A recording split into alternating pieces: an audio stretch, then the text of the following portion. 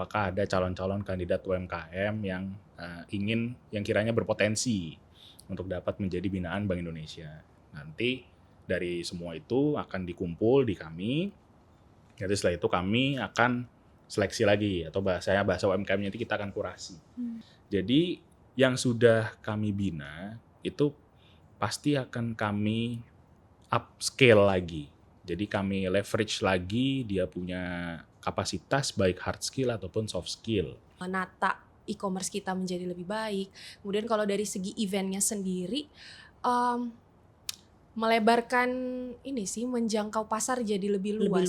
Sih. Jadi bukan hanya skala regional tapi nasional, bahkan berkesempatan dari skala nasional itu jadi bisa skala internasional. Wah, begitu. Keren. Jadi ya kita sangat bersyukur bisa diberikan kesempatan oleh Bank Indonesia untuk bisa menjadi binaan BI.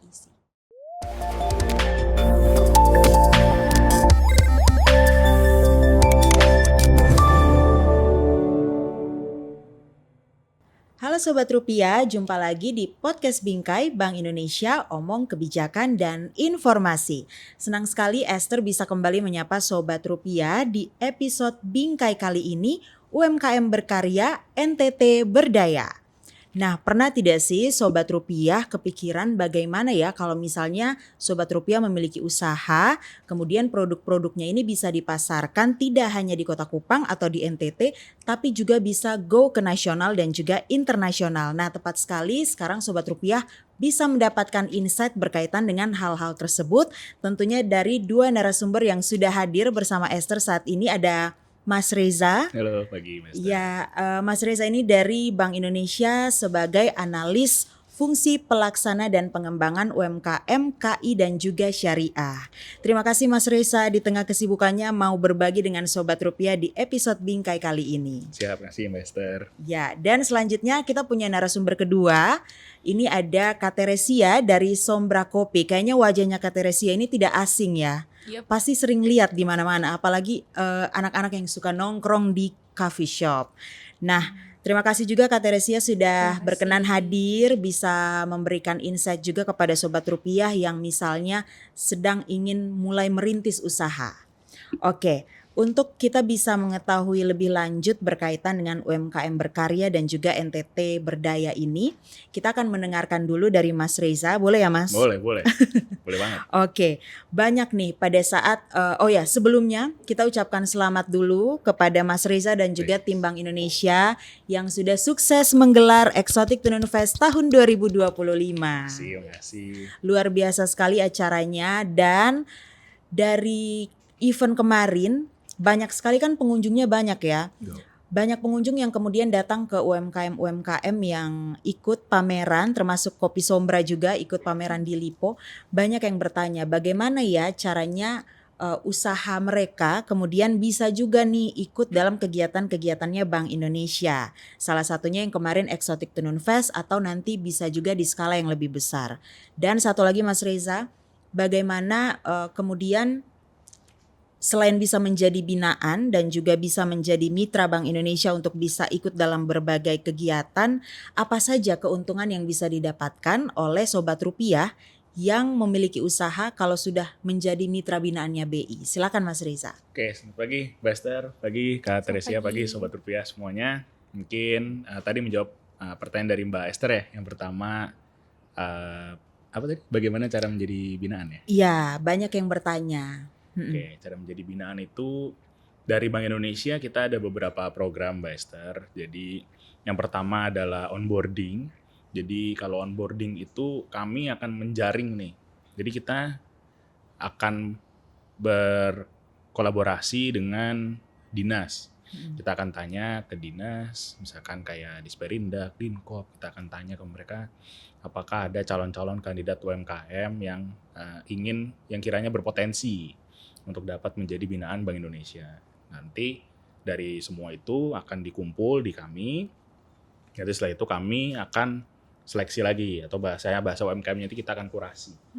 Kita kurasi, nanti setelah itu baru akan masuk ke program onboarding, yang mana di tahun ini itu sudah berjalan. Jadi kalau berdasarkan informasi yang kami terima, itu ada sekitar lebih dari 100 kandidat yang ingin menjadi binaan Bank Indonesia. Lalu setelah kami filter, ada sekitar 20 yang lolos, lalu kami memberikan mereka pelatihan terkait digitalisasi.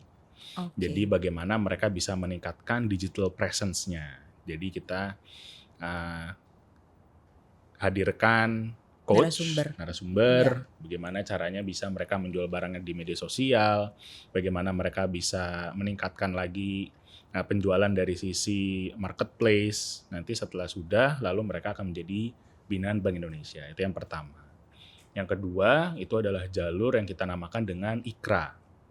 Jadi IKRA ini dia segmented untuk makanan, minuman, dan modest fashion. Nah itu nanti ada seleksinya sendiri nih. Jadi untuk yang IKRA itu memang dia kita targetkan bagi UMKM yang menerapkan prinsip halal. Jadi misalkan untuk wastra ya berarti mengedepankan prinsip-prinsip kehalalan. Misalkan contoh tidak boleh ada gambar motif makhluk hidup. Untuk makanan minuman yang berarti sudah tersertifikasi halal secara end to end, itu nanti akan diseleksi lagi. Jadi misalkan ngambil contoh IKRA di tahun ini, kalau saya tidak salah itu ada lebih dari 30 yang terbagi menjadi makanan minuman dan modest fashion. Nanti kami hadirkan juga coach. Misalkan untuk yang modest fashion, yang awalnya misalkan ada beberapa titik pengembangan agar mereka bisa misalkan mengembangkan motif yang tidak ada makhluk hidupnya, tidak ada makhluk hidupnya, atau misalkan makanan minuman kiranya ada titik poin mana pengembangannya, itu kita hadirkan coachnya. Karena untuk IKRA itu nanti setelah dibina di NTT, dia akan dikontestasikan di pusat. Makanya kita ngambil IKRA ini adalah yang best of the best-nya. Kita bekali dulu mereka ilmu yang dalam, kita bekali mereka bagaimana bisa mengembangkan produknya, lalu dalam itu diadu lah di kantor pusat. Nanti setelah itu baru balik lagi ke kita. Untuk pemenang IKRA itu otomatis akan jadi binaan kami. Itu yang kedua. Lalu yang ketiga adalah inisiatif Bank Indonesia. Jadi misalkan kita melihat ternyata ini UMKM ini banyak membantu kami dalam pencapaian kinerja Bank Indonesia misalkan. Itu kita punya dalam tanda kutip pemenangan ya untuk kita bisa menarik mereka jadi binaan kita. Karena memang kerap kali UMKM ini banyak membantu kita mencapai tujuan Bank Indonesia. Ya berarti kita bisa bina mereka. Nah itu yang terkait proses menjadi binaan. Dan manfaat tadi ya, ditanya juga manfaat ya. Jadi yang sudah kami bina itu pasti akan kami upscale lagi. Jadi kami leverage lagi dia punya kapasitas baik hard skill ataupun soft skill. Jadi dari sisi hard skill gimana nih, misalkan Sobat Rupiah nanya gitu. Dari sisi hard skill itu kita bisa adakan bootcamp. Kayak misalkan gimana cara kayak kemarin aja di ETF itu kan ada masterclass ya. Nah, ada kopi juga kemarin kopi ya. juga. Masterclass kopi, tenun sama makanan pengolahan makanan. Nah, itu sebenarnya salah satu dari cara kami di Bank Indonesia NTT untuk bisa leverage dari sisi hard skill-nya. Jadi dilihat nih ternyata prosesnya, kan kemarin kita hadirkan juga dari sisi nasional ya, yang memang praktisi di bidang masing-masing. Jadi lebih punya wawasan lagi, ternyata prakteknya seperti ini ya, ternyata kalau mau kopi yang V60 seperti ini ya, latte art seperti ini ya. Jadi mereka nambah kemampuan secara hard skill.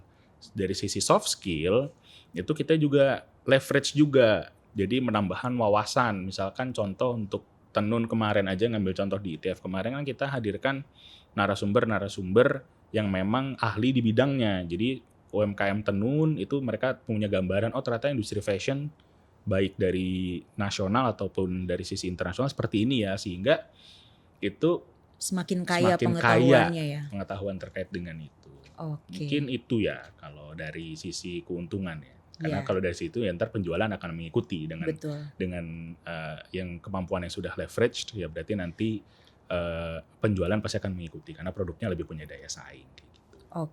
Kalau tadi sudah sempat di-spill oleh Mas Reza bahwa tadi kalau di ETF kemarin tuh ada pangan olahan, kemudian ada kopi dan juga ada tenun. Betul. Nah banyak juga Sobat Rupiah di luar sana yang mungkin belum begitu paham.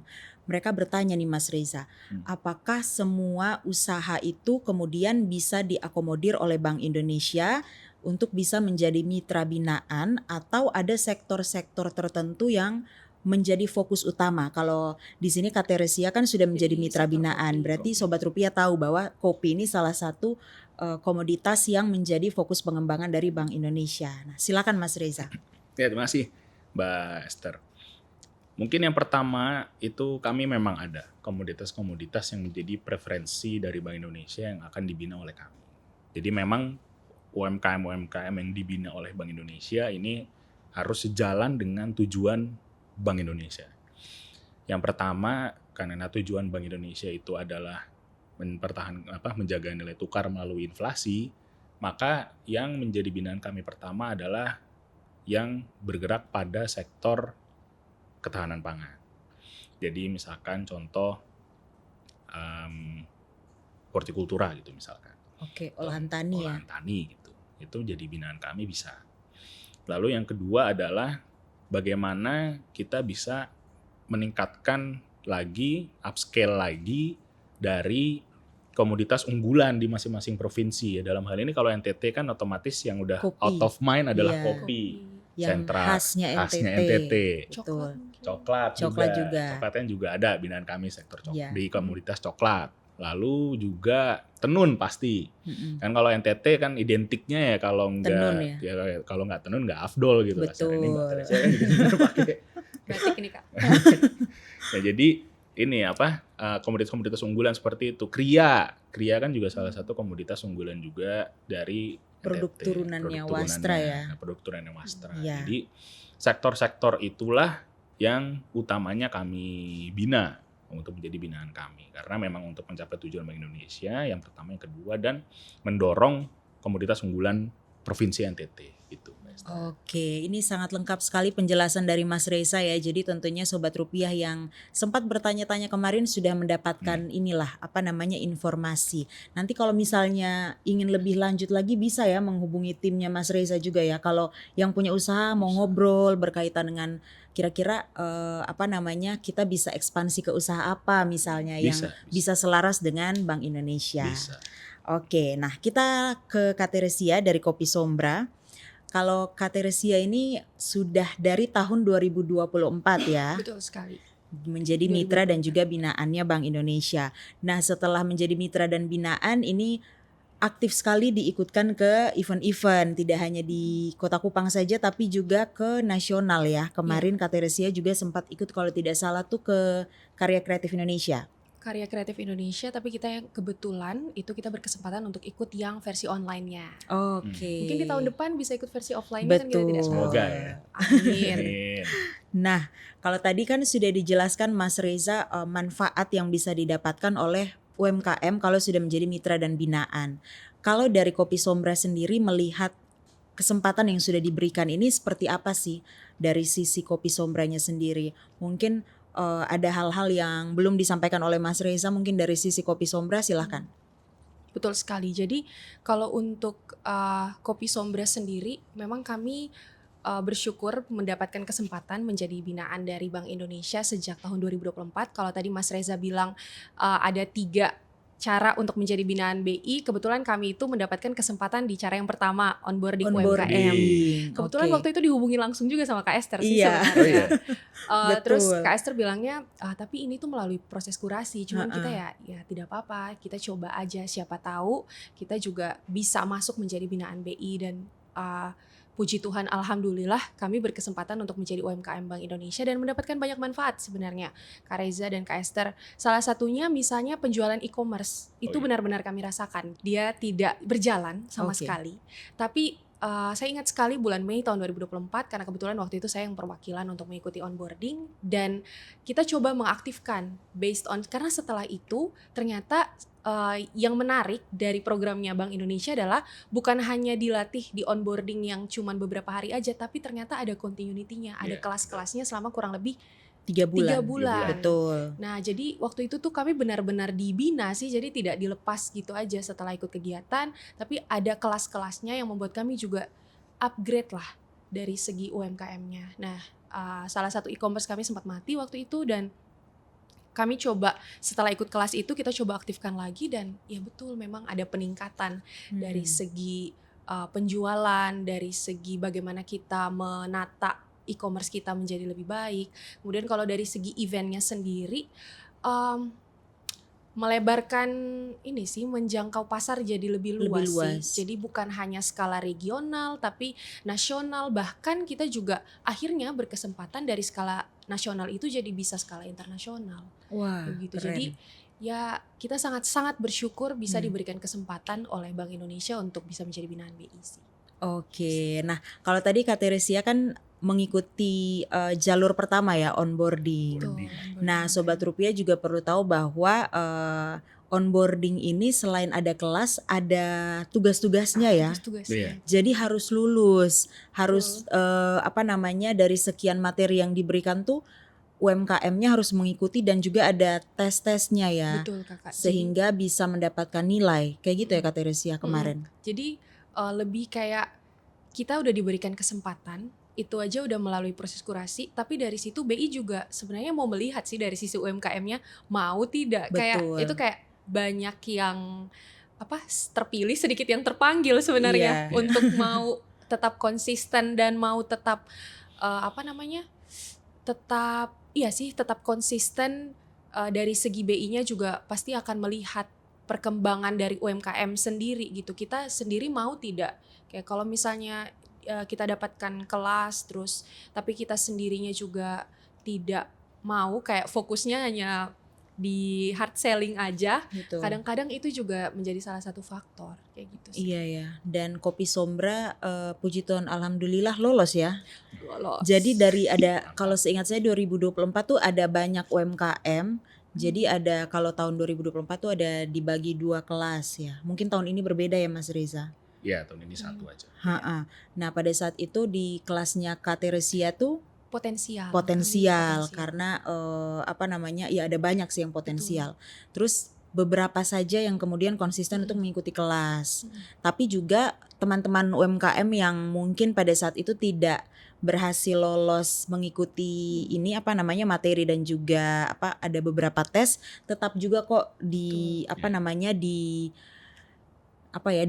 oleh Bank Indonesia dalam ada kesempatan-kesempatan yang mungkin cocok dengan produk-produk yang mereka miliki. Tapi juga di satu sisi Bank Indonesia juga berharap ada konsistensi dari UMKM ya, sehingga kita bisa jalan bersama lah. Jalan bersama dari Bank Indonesia dan juga dari pelaku usahanya. Nah, Kak Teresia, kalau tadi kan Kak Teresia melihat ada peningkatan penjualan dari sisi online yang mungkin sebelum onboarding itu tidak begitu aktif. Nah, kalau dari beberapa standar tentunya mungkin nanti dari Mas Reza juga boleh menambahkan, selain mengikuti 3 tahapan, 3 pilihan opsi untuk masuk menjadi mitra dan binaan, adakah lagi beberapa kriteria yang kemudian bisa dilihat UMKM ini dari proses kurasi? Misalnya ada izin berusaha, atau ada tadi Mas Reza sempat bilang ada sertifikasi halal juga, atau mungkin dari sisi Wastra ada sesuatu yang lebih dikedepankan berkaitan dengan green economy atau seperti apa? Mungkin silakan Mas Reza. Nanti boleh ditambahkan juga oleh Kak Teresia. Ya, kasih Mbak Esther. Jadi memang kami ada beberapa syarat-syarat dokumen, udah pasti badan udah harus berizin lah, itu udah pasti ya. Yang kedua, memang kami mengharapkan itu sudah memiliki sertifikasi halal. Gitu.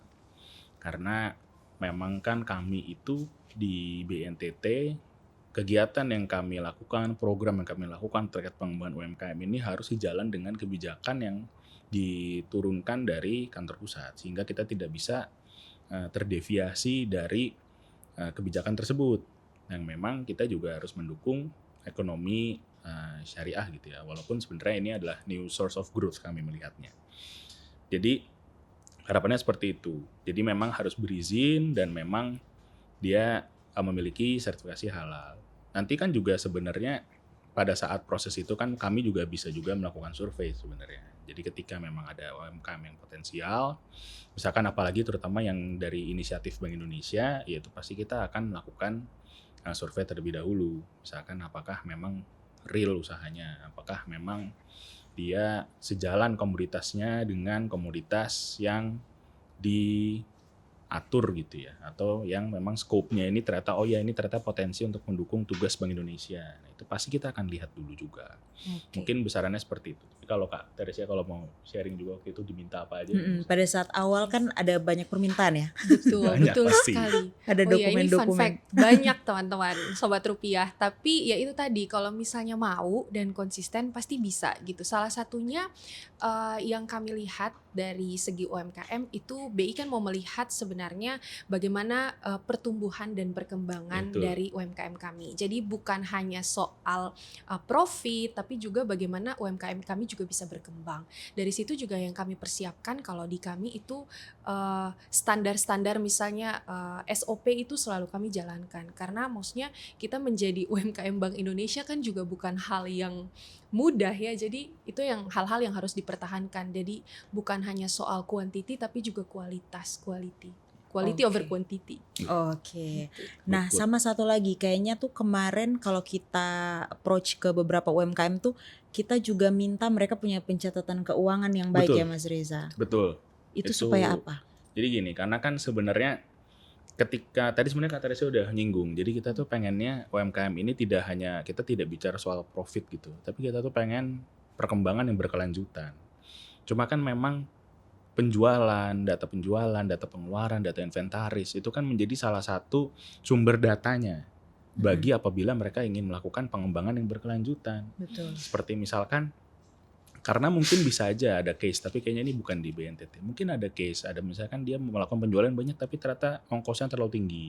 Sehingga pada akhirnya ya dia merugi. Nah itu yang kita nggak terlalu pingin. Jadi kenapa kita dorong untuk punya pencatatan laporan keuangan, karena itu nanti menjadi bahan evaluasi juga.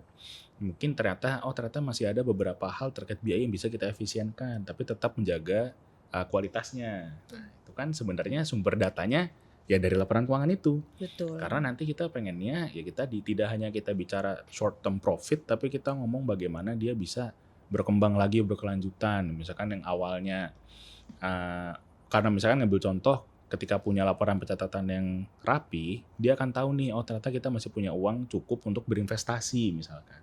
Betul. Nanti dari situ kan nambah lagi nih produksinya. Nanti setelah itu mungkin bisa lagi escalate lagi bisnisnya. Tapi kan dasarnya adalah dari catatan laporan keuangan itu. Makanya kita juga dorong bagi UMKM binaan kami ataupun nanti misalkan calon UMKM binaan kami untuk secara tertib melakukan pencatatan laporan keuangan.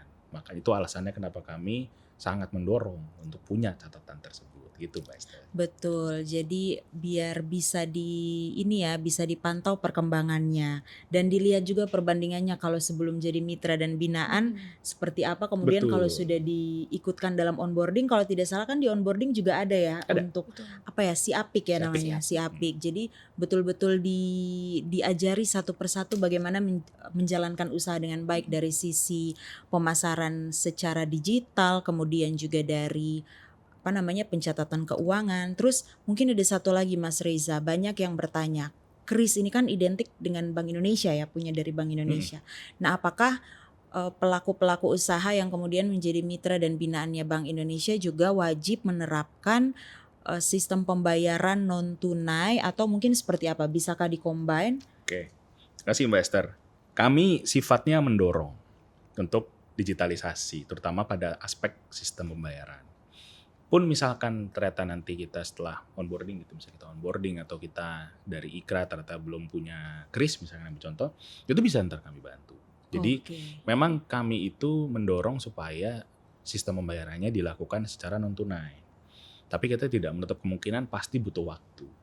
Pasti masing-masing UMKM perlu transisi dulu. Misalkan dari yang tadinya nerima cash jadi non cash. Sombra ini kalau nggak salah kan KRIS ya Mas. KRIS. Nah, saya termasuk yang Pelanggan setia.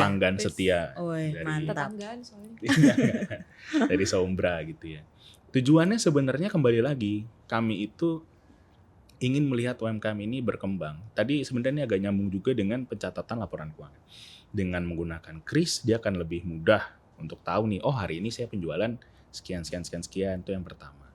Yang kedua, itu lebih aman. Ya kan kalau dia non tunai, itu kan lebih secure. Nggak mungkin ada risiko-risiko terkait dengan yang pegang terlalu banyak uang cash itu bisa termitigasi dengan kita menggunakan pembayaran non tunai. Yang ketiga, kalau kita lihat di masyarakat pun kan sekarang trennya juga lebih menggunakan uang tunai. Bahkan eh, bercandanya tuh lebih mendingan ketinggalan dompet daripada ketinggalan HP. handphone. Nah, Oke. misalkan itu, makanya melihatnya ini itu menjadi salah satu daya tambah bagi UMKM apabila dia menggunakan pembayaran non tunai, mobil khususnya menggunakan kris. Karena kris itu kan cepat, mudah, murah, aman, dan handal gitu. Nah, Iya, itu jadi betul. nilai tambah yang diperoleh bagi UMKM apabila dia menggunakan sistem pembayaran non tunai. Apabila nanti ternyata UMKM yang misalnya sudah kami bina atau belum kami bina belum memiliki kris, ya bisa kita bantu untuk mereka agar mempunyai kris. Oke, Gitu, mantap Mas Reza. Nah ini sedikit mungkin dari Kak Teresia boleh berbagi sedikit cerita pada saat diikutkan dalam event di luar NTT itu seperti apa sih respon dari pengunjung? Misalnya kalau nggak salah kan Kak Teresia juga kemarin ikut ke Bali Jagadita ya. Tuh. Nah itu di Bali event, jadi kayak Exotic Tenun Fest-nya NTT ya Mas Reza ya, Bali punyanya Jagadita. Bali. Betul. Nah gimana tuh respon dari warga Bali melihat Kopi Sombra? Betul. Ini sebenarnya pengalaman ini berdasarkan pengalaman kemarin waktu di Bali Jagadita. Maksudnya tidak dibuat-buat, ini benar-benar terjadi. Jadi Real. real Real. ini. Jadi UMKM-nya itu memang dari wastra disatukan, kopi. Jadi Bali Jagadita itu kan melibatkan 3 provinsi ya, ada Nusa Tenggara Barat, Bali, dan juga Nusa Tenggara Timur. Waktu itu kami bersama-sama dengan Nusa Tenggara Barat dan Bali itu di dalam satu booth. Ada yang unik sih, jadi ada beberapa customer atau bahkan pelaku UMKM juga. Oh, ya? Itu mereka kaget kayak, ada ya kopinya, packagingnya kayak gini. Di situ tuh, maksudnya itu salah satu level up point buat kita sih. Maksudnya kayak tidak dilihat kayak UMKM yang masih baru berkecimpung, merintis gitu. Tapi kayak ya kita bisa buktikan dengan kualitas-kualitas yang kita berikan juga. Salah satunya dari packaging. Jadi packaging itu kan juga sebenarnya ada nilai historisnya. Kalau kami dari Sombra sendiri, kita bukan hanya mau jualan kopi, tapi kita pengen jual value dan cerita apa di balik kopi ini. That's why kita tuh ada di packaging kita tuh ada yang menggambarkan misalnya Robusta Natural Manggarai ada tarian caci kayak gitu. Kalau ini Arabica Bajawa ya, ada itu ini peta ya, NTT. Oh, iya. Kayak gitu-gitu. Terus pengalamannya sangat seru sih, membuka peluang juga, peluang usaha. Jadi bahkan ada pelaku UMKM yang misalnya dia jualan cookies. Terus dia butuh bahan baku kopi misalnya. Akhirnya kita tukeran kontak. Jadi sebenarnya ini bukan hanya kita bisnis to customer langsung yang ada, tapi juga sesama pelaku UMKM. Itu yang menarik sih sebenarnya ketika mengikuti event skalanya nasional tuh kayak gitu. Jadi ini ya nambah ini apa sebutannya kayak B2B ya. Business matching. Betul, business matching. Betul. Jadi tidak hanya internasional business matchingnya, tapi skala nasional juga ada. Betul. Luar biasa sekali ya, berarti event di luar NTT ini juga sekaligus memperkenalkan produk kopi dari NTT, tapi juga akhirnya bisa orang-orang tuh tahu bahwa kopi di NTT tuh bukan hanya kopinya saja nih, biji kopinya saja, tapi juga mereka sudah betul-betul memperhatikan dari sisi kemasan, dari sisi penjualan, lain-lain seperti itu. Luar biasa sekali. Terima kasih Mas Reza dan juga Kak Teresia sudah banyak memberikan insight kepada Sobat Rupiah tentunya yang sudah menjalankan usaha atau nanti ke depannya mau merintis usaha, misalnya sudah tahu kan sektor apa saja yang menjadi fokus pengembangan dari Bank Indonesia, mungkin bisa diselaraskan lah. Nah, Mas Reza dan juga Kak Teresia, ini tidak terasa kita sudah di penghujung perbincangan kita. Nanti bisa kita ada podcast selanjutnya lagi kalau mau lebih. Baru 5 menit ngobrol udah. Iya, udah habis. Oke. Nah, mungkin kita boleh kasih pesan-pesan lah untuk Sobat Rupiah, bagaimana kemudian bisa berupaya lebih keras lagi, bisa menjalankan usahanya lebih baik lagi, kemudian bisa siapa tahu menjadi mitra dan binaan dan juga bisa meningkatkan usahanya, tidak bisa seperti Kopi Sombra juga lah, bisa diikutkan ke berbagai kegiatan. Mungkin dari Mas Reza dulu, silakan.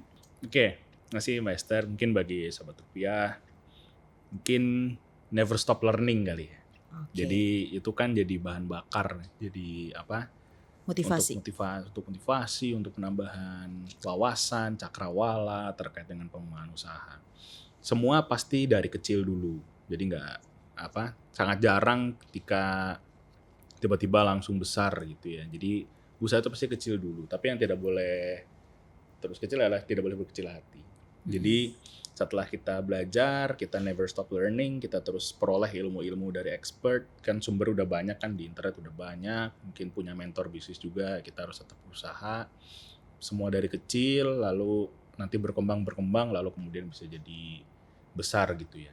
Nanti apabila memang sejalan dengan tujuan dari Bank Indonesia, ya tidak menutup kemungkinan juga nanti akan menjadi binaan Bank Indonesia melalui jalur-jalur tadi, onboarding, IKRA, atau inisiatif dari Bank Indonesia.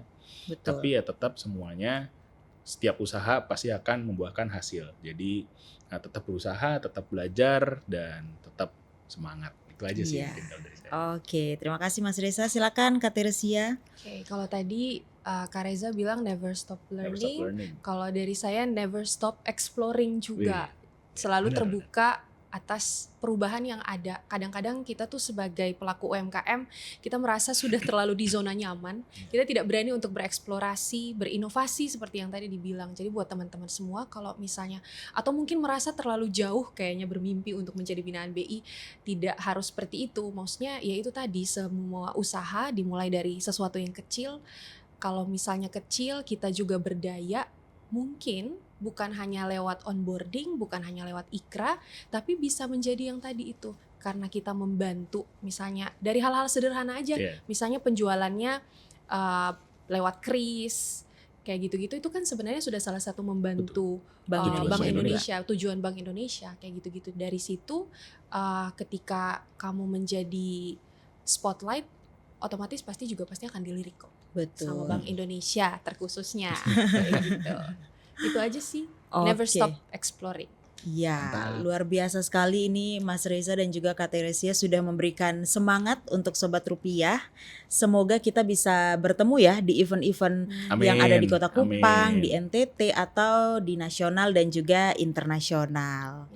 Nah, Sobat Rupiah, jangan lupa tadi sudah diberikan semangat juga oleh Mas Reza dan juga Kak Teresia.